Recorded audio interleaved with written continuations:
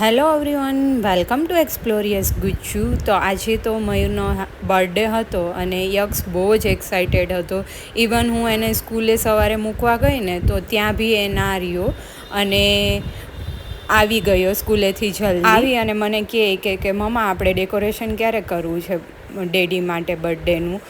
તો માંડ એને મેં જમાડી અને સુવડાવી અને પછી અમે લોકોએ બંને ડેકોરેશન સ્ટાર્ટ કરી દીધું. આપે જોયું એમ યક્ષ આટલો નાનો છે ને તો બી એને મને બહુ જ હેલ્પ કરી ડેકોરેશનમાં. એક્સાઇટેડ હતો સવારનો. કાંઈ યક્ષ? સ્કૂલે બી એટલે જ ના રહ્યો ને તું? સ્કૂલે જાવું તું ને તો સ્કૂલે મૂકી એવી તો ખરી, પણ કલાકમાં ફોન આવ્યો કે હવે યક્ષભાઈ નથી રહેતા. ફર્સ્ટ ટાઈમ એવું કર્યું, કેમ કે એ બહુ જ એક્સાઇટેડ હોય કોઈનો ઇવન બર્થડે હોય ને એટલે બહુ જ એક્સાઇટેડ હોય.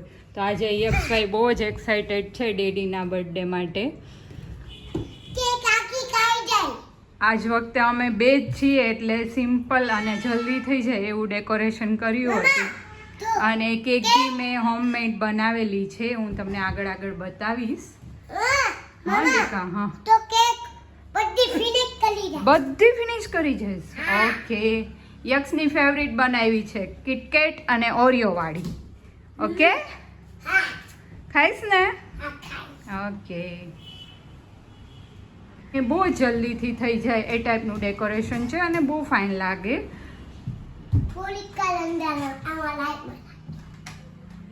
યક્ષ તને ગમ્યું ડેકોરેશન?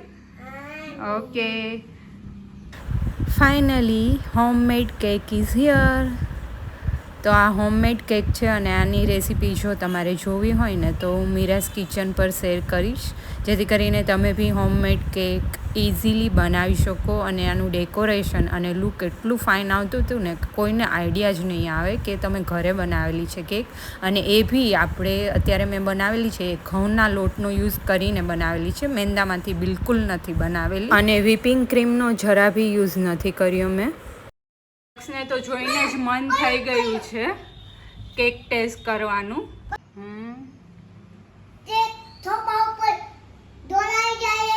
એવું થશે? ઓ ભાઈ, હા એ વાત સાચી છે. You are right. Hello, happy birthday. Thank you. શું કર્યું? અરે વાહ, ચોકલેટ વાળી કેક બનાવી. એ કોણે બનાવી? મમ્માએ બનાવી. એમનું બની જાય. એમનું બની જાય? કેમ એમનું બની જાય?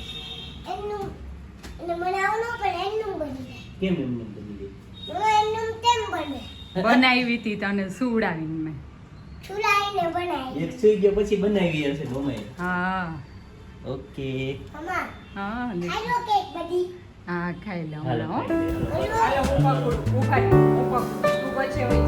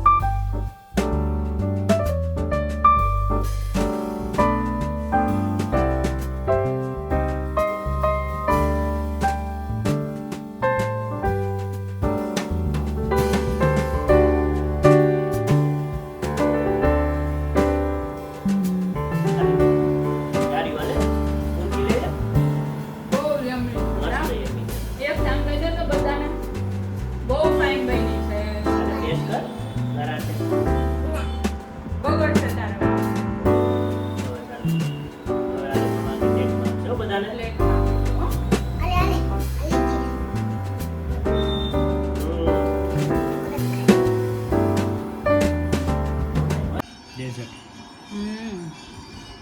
બહુ જ ભાઈ આપ જોઈ શકો એટલી તો ફિનિશ બી થઈ ગઈ ફટાફટી હો. યક્ષભાઈ ને બહુ ભાઈ કા યક્ષ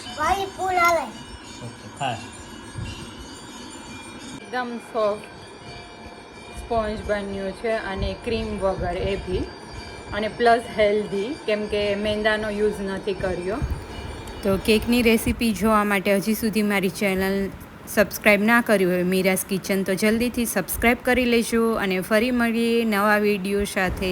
જય શ્રી કૃષ્ણ.